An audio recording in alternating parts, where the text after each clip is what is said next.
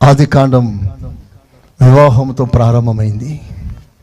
ప్రకటన గ్రంథం వివాహంతో ముగించబడింది.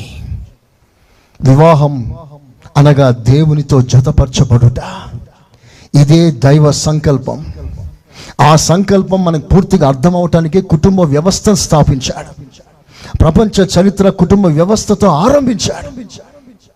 వారి మధ్యలో ఉన్న సంబంధాలు, వారు ఎలా ఉండాలన్న వివరాలు రాసి, ఇది నీకు నాకు అనగా దేవునికి మనకు మధ్యలో అలాంటి బంధుత్వం ఉండాలి అని ప్రతి నిత్యం కోరుతున్నాడు. ఎందుకయ్యానంటే ఇద్దరు కాదు, వివాహం తర్వాత వారిద్దరు ఒకటవుతారు. అలాగే రేపు మనమందరం దేవునితో ఒకటి కాబోతున్నాము. మన కొరకు ఒక స్పెషల్ ప్లేస్ దేవుడు సిద్ధపరిచాడు. అందుకే మనం ఎక్కడ పడితే అక్కడ ఉండకూడదు. ప్రియుడైన యేసయ్య మందలో మనం ఉండాలి. అంటే ఆ మందలో ఉన్న వాళ్ళు ఎవరో తెలుసా?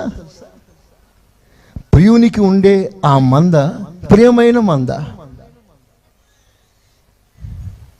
ఆ మందలో ఉన్న వారిని దేవుడు ధైర్యంగా నా ప్రియుడా, నా ప్రియురాలా అని పలకగలిగిన స్థాయిలో ఉన్న మంద అది. ఆ మాట చెప్పటానికి ధైర్యం సరిపోట్లే. ఎందుకో తెలుసా? ఆ మందలో అనేకులు దేవునికి ఇష్టంగా లేని సందర్భాలు ఎన్నో మనం చూస్తున్నాం.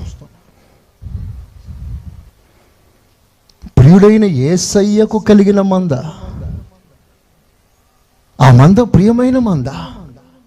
ఆ మందలో నీవే ఒక గొర్రెవైతే ఈరోజు నా గుండె మీద చేసి ధైర్యంగా నా ప్రియుడైన యేసయ్య మందలో ఉన్న నేను నా దేవునికి ప్రియుడను, ప్రియురాలను అని నువ్వు సాక్ష్యం చెప్పగలిగితే ప్రపంచంలో అందరికంటే నువ్వు భాగ్యవంతుడవు, ధనవంతురాలవు, అదృష్టవంతురాలు, ఇంకా నీ గురించి ఎన్నైనా చెప్పగల.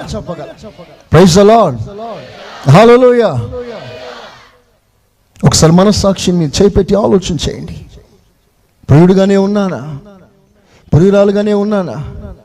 వాళ్ళని వీళ్ళని వశపరచుకోవటానికి, వాళ్ళని వీళ్ళని ఆకర్షించటానికి, వాళ్ళకి వీళ్ళకి మధ్యలో ప్రియుడిగా అనిపించుకోవటానికి పరుగులు తీస్తున్న ఈ రోజుల్లో ప్రభు అంటున్నాడు, మనుషులను వశపరచుకోవడం కాదు, ఒక్క చూపుతో నా ప్రభుని వశపరచుకోగలిగిన స్థాయి దేవుడు మనకిచ్చునుగాక.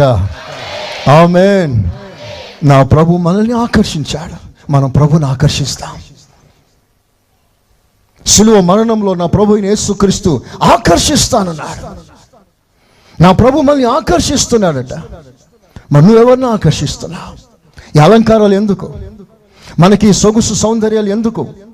అందమైన వస్త్రాలు వేసుకొని ప్రపంచంలో అందంగా కనబడే ఆ ఆతృత ఎందుకు? నువ్వు నిజంగా దేవుణ్ణి ఆకర్షించే మనసుంటే వాటి జోలికి వెళ్లకుండా అంతరంగ సౌందర్యము గలవాడై నా ప్రభుని ఎప్పుడెప్పుడు వశపరచుకోవాలన్నా, ఎప్పుడెప్పుడు ఆకర్షించాలన్నా, ఎప్పుడెప్పుడు నా ప్రియుడా అనిపించుకోవాలన్నా అని ఆతృత మనలో అధికముగా కలగాలి. యేసయ్యకి స్తోత్రం చెప్తారా? హల్లెలూయా.